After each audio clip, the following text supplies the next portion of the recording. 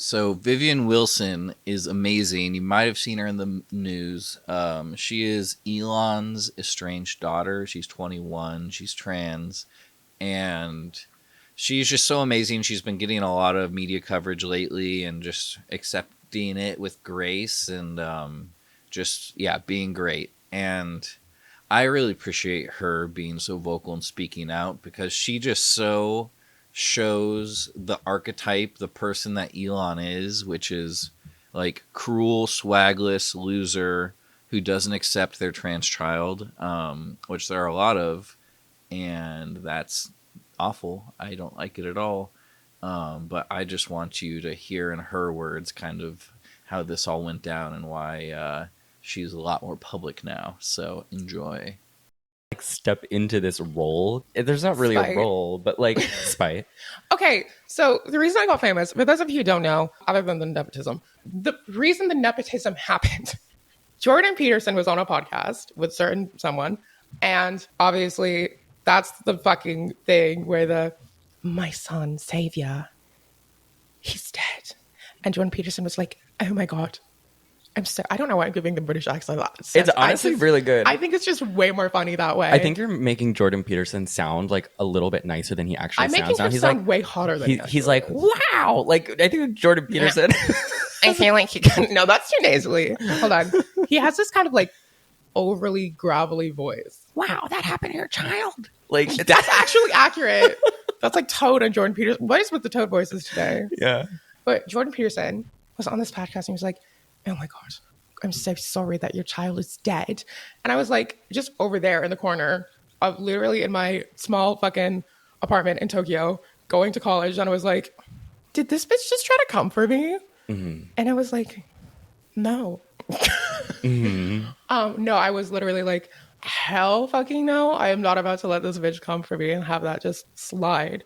So I had my little Threads response and it went mega coconuts viral. I keep saying mega coconuts. I stole that from Natalie Wynn. I'm so sorry. I also say coconuts and bananas all the time because of Natalie Wynn. She has like infested trans vocabulary and gay vocabulary. Yeah. Like infested. It's super mega fucking coconuts. It's super mega fucking coconuts. So you hear this like dumb podcast. Yeah. And you're like, nope, I want to have a voice in this. I literally saw it. I woke up. I woke up to this. This is the first thing I experienced that day. Mm-hmm. Imagine the sun rising. You're like being like, oh my God, I'm ready for another day. It was a week before finals week, so I should have been studying, but I was like fucking around. Mm-hmm. And by fucking around, I mean rotting in my apartment, watching TikToks and like vibing. Then I take my little phone. I open the phone. I see a text from my aunt. I open the text. I love the way you're telling this. Yes. And she's like, this bitch just tried to come for me. For you. And I was like, gasp. Double gasp. This is not how it happened at all. I love the like telenovelification of this family drama. Exactly. Yeah. No, I love the I think everyone should telenovelicize everything. I think it's more fun. I mean, influencers basically do that. I'm just being honest. I saw the clip and Jordan Peterson was like, he's dead. So the first thing I do is I text my mom and I'm like, I can't let this bitch get to me. Mm-hmm. I must retaliate. I'm so sorry, mother. I'm going into, I don't know what the fuck this bit is. I texted my mom. I'm just going to do normal voice now. So sorry. Sure. I texted my mom. I'm like, I'm going to go public. Mm-hmm. So sorry. You cannot stop me. And at that point, she was kind of just like, yeah, I trust you. Do what you need to do. Obviously, just be careful and whatnot. And then later on, I take a nap or whatever. And then I wake up. And I text my friends. Obviously, I get like a bunch of texts because this thing went like super fucking viral. I don't think you'll understand. Well, honestly, the people listening to this podcast were paying attention. Yeah. The thing went super viral. And I'm getting like a bunch of texts. And I text my friends that I'm going to go public. And my friend was, here's the thing. I was like kind of used to that, especially after the book came. There was a book came out. They should talk to me, whatever. It's fine.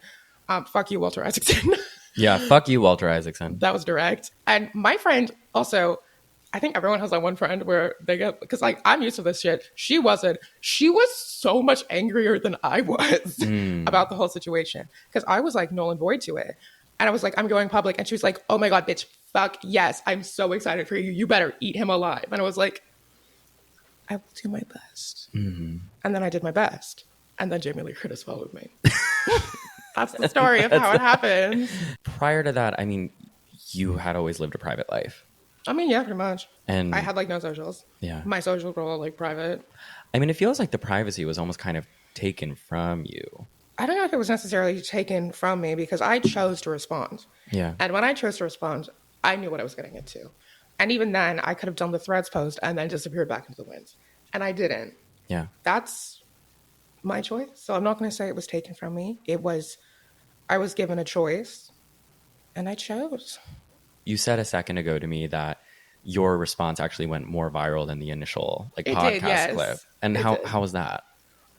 Validating. Yeah. Very valid. That was the moment I realized, oh, fuck, I actually do have a voice.